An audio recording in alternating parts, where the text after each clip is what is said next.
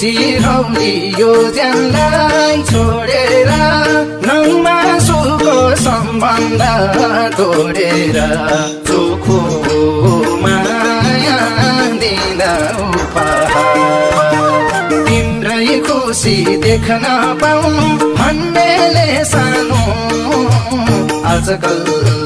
बिना दिन्छु